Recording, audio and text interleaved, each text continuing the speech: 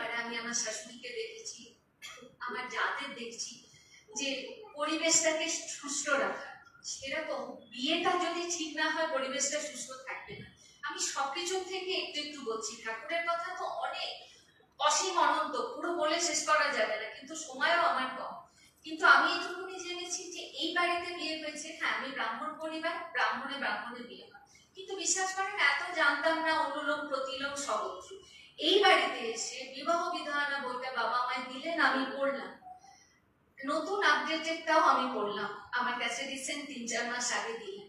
এই যে আমাকে বোঝানোটা ধরেন, এই যে স্বগোত্রে বিয়ে করলে ভাই বোনের সম্পর্ক হয়, বাচ্চাটা ঠিক হয় না, অনুলোম বিয়ে করলে সেটা খারাপ হয়, অনুলোমে বাড়ায় যায়। আমি শুধু ঠাকুরের কথাই বলছি, যে বইপত্র পড়ে আমি যা জেনেছি। তারপরে ধরেন প্রতিলোম বিয়ে, সাংঘাতিক, ভীষণ ইন্টেলিজেন্ট বাচ্চা দেখা যাচ্ছে, ব্যাংক ডাকাতি করতো, এত সুন্দর করে কি করে ব্যাংকে ঢুকলো, দেখা গেল সে কিন্তু প্রতিলোম। আমি কাউকে হার্ট করছি না, কাউকে দুঃখ দিচ্ছি না, কিন্তু আমি বলতে চাইছি যদি আমার কথাটা শুনে আপনারা কেউ স্টেপ এগিয়েও থাকেন, অনুলোম প্রতিলোম স্বগোত্রে, হয়তো বাচ্চা বাচ্চা মেয়েরা আছে, তো তোমরা এখন আছো এখানে, তোমাদেরও বলছি এই ভুলটা কখনো করো না। যদি বাবা মা বেছে দেন তাহলে বিয়ে করলে খুব সুখী হবে, নিজে বেছে নিতে পারো, কিন্তু ঠাকুরের আদর্শে বিয়ে করাটাই উচিত। আমি কাউকে দুঃখ না দিয়ে বলছি, আবার বলছি, ঠাকুর যদি বলেন যে এটা করতে, আমি সেটা করব, এতে কোনো ভুল নেই, আর আমি সেটাই মেনে নেব। যারা যারা মেনে চলেন আমি তাদের কাছে গিয়ে বলবো যে এটা ভুল কিনা বুঝিয়ে দেন। সেরকম সুন্দর করে যদি বিয়েটা হয়, বাচ্চাটাও ভালো হয়, সুপ্রজনন বিয়ের কিন্তু আসল কথা। আমার মধ্যে দিয়ে, আমার বাচ্চার মধ্যে দিয়ে সবটা বিকাশ পাবে, কারণ আমার দুটো ছেলে যদি খারাপ কিছু করে তো খারাপ হবে, কিন্তু ওই নষ্টের করা বিয়েটা যদি আমি ঠিক মতো বিয়ে পারি, আমার ফসলটাও তো ঠিক হবে, মাটিটা উন্নতি হলে, বীজটা উন্নতি হলে কিন্তু গাছটা ভালো হবে। আর গাছে তো ফুল সার দিতে হবে, ফুল সারটা হচ্ছে ইষ্ট আলোচনা, গুরু পরিবারের সঙ্গে মেশা, আচার্যদেবের সঙ্গ করা, এগুলো হচ্ছে ফুল, সূর্যালো, এই জিনিসগুলো। আর ফিলটা অবশ্যই মেয়ে, বীজটা অবশ্যই ছেলে। সেই জন্য আদর্শগত ভাবে বিয়ে করলে সন্তান ভালো হবে, হয়তো অন্য পথে চলে যেতে যেতেও ভালো হবে, এটুকুনি যদি ঠাকুর ধরে আমি শিখেছি। আর আমাদের মানে এটা তো সত্যি কথা, আমাদের এখানে যদি আমি আচার্যদেবকে বলি, উনি চিরচরণ বলে যাচ্ছেন বসে বসে যে ঠিক কোনটা, কোনটা ভুল, কোনটা খারাপ। তা আমি, আমার মনে হয় যে জীবন্ত আদর্শ, তিনি জীবন্ত দেবতা, আমি তাকে মেনেই চলবো, তাকে স্মরণ করেই চলবো। দেখেন আপনারা ডিপি ওয়ার্কস করছেন, দাদা ডিপি ওয়ার্কস এর কথা বলেছে, আমাদের বাড়ির যে বড় ছেলে অবিন ডিপি ওয়ার্কস কথা বলছে, কত রেভলিউশন এনেছে।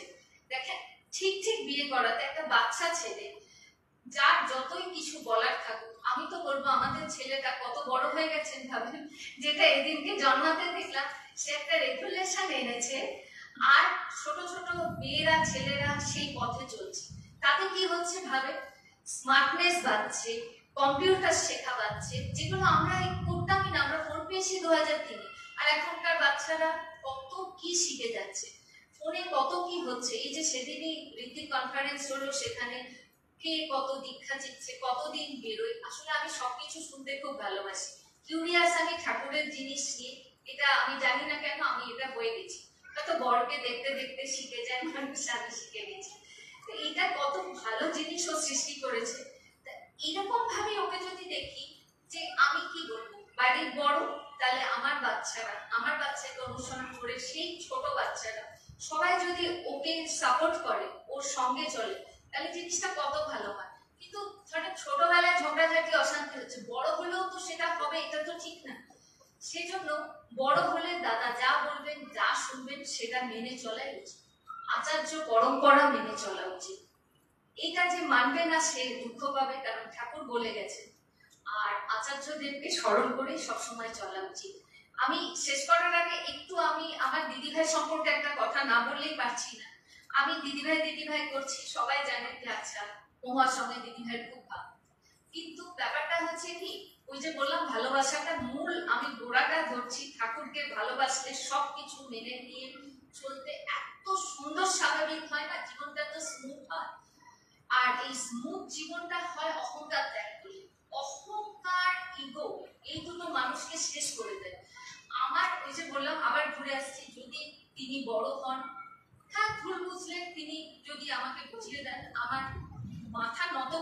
মেনে নেওয়া উচিত, কারণ এর মধ্যে তো ঠিক আছে। আমি যদি দেখছি যে এর মধ্যে ঠিক আছে, আমি ঠিকটাই মেনে নেব। আমি ঠাকুরের স্বার্থে ঠিকটা মেনে নেব, তাতে আমি ভালো থাকবো, আমার সন্তান ভালো থাকবে, পরিবেশ ভালো থাকবে, আর আপনারা সবাই দেখে শিখতে পারবেন। তা যাই হোক, 2020-র কথা। আমার জেঠু তখন বেঁচে আছেন, পূর্ববর্তী আচার্যদের। হঠাৎ ঠাকুর বাড়িতে ব্রাহ্মণ চলে গেছে, কুলদীপদার, 15 দিন না 16 দিন অসুখ। দিদিভাই কিছু বলেননি, না করতে পারেন তো কি করে দিদিভাই বুঝবে তার সংসারে কি কাজ। দিদিভাই ঠাকুর ভোগ রাখতে যেত। বর্দা, আমি আমার আচার্যদেবকে বর্দা বলে ডাকি বলে আমি করে দিলাম। তিনি দিদিভাইকে নিয়ে ফিরছে, তা আমার হাজব্যান্ড দেখেছে। কোথায় গিয়েছিলে জিজ্ঞেস করলেন। তারপরে আমাকে সে আমার বর বলছে, তোমার দিদিভাই একা একা রান্না করছে, তুমি তো একটু হেল্প করতে পারো, কাজটা তো ঠাকুরের। কিন্তু বড় বৌদিকে জিজ্ঞেস করবে, এটাও শেখায় যে আমি হট করে গিয়ে আমি দিদিভাই রান্না করবো এটা করতে পারি না, কারণ বড়কে সবসময় মেনে নিতে হয়। তাকে ভুল করছে আমি সামনে এগিয়ে দেবো, তাহলেই কিন্তু আমি সম্মান পাবো। তা আমি দিদিভাইয়ের কাছে গেলাম, দিদিভাই আমাকে বললো যে হ্যাঁ তুই করতে পারিস, আমার একা ঠাকুর তোর ঠাকুর না। তা আমরা দুজন মিলে যেতাম, দাদাই নিয়ে যেতেন, দাদাই নিয়ে আসতেন। একদিন কি হলো, দিদিভাই আমাকে শেখাচ্ছে, শেখার তো কোনো শেষ নেই, কোনো বয়স নেই। আমার তো মনে হয় 80 বছর হলেও যদি বেঁচে থাকি আমি ছোটদের কাছ থেকেও শিখতে পারি, আমার এই ইগোটা। দিদিভাই পারদর্শী রান্না বান্না। তা বৌমাও মাঝে মাঝে যেতেন ঠাকুর প্রণাম করতে, গিয়ে দেখে আসতেন তোমরা কি রান্না করছো। খুব সুন্দর, বৌমারও লাগছে, মিলে ঝুলে চললে সকলের ভালো লাগে। আমি ভাত রান্না করতে কিন্তু জানি না, সত্যি এখনো জানি না, কিন্তু ফ্যান গালিনি। বাবার জন্য ভাত রান্না করতে হয়, বাড়ির ভিতর থেকে আসে, আর এমনি যা রান্না করতে হয় রাইস কুকারে। আমি একটু শর্টকাট করি। তা যাই হোক, জেঠুর জন্য ভাতে প্যান গাঁথা আমার তিন যাই জানেন, বড় তিন যা। দিদি ভাই আপাতত ওখানে উপস্থিত, আমি ভাতে প্যান গাঁথতে পারছি না। মানে আমাকে পোলাও বানানো, পায়েস বানানো, অল্টারনেট করে আমি একটা পায়েস বানাবো তা কিন্তু না। নিজে বড় হয়ে দিদি ভাই এটা আমি এটা করবো, এটা করতে পারতেন, কিন্তু শেখাটা এত সুন্দর।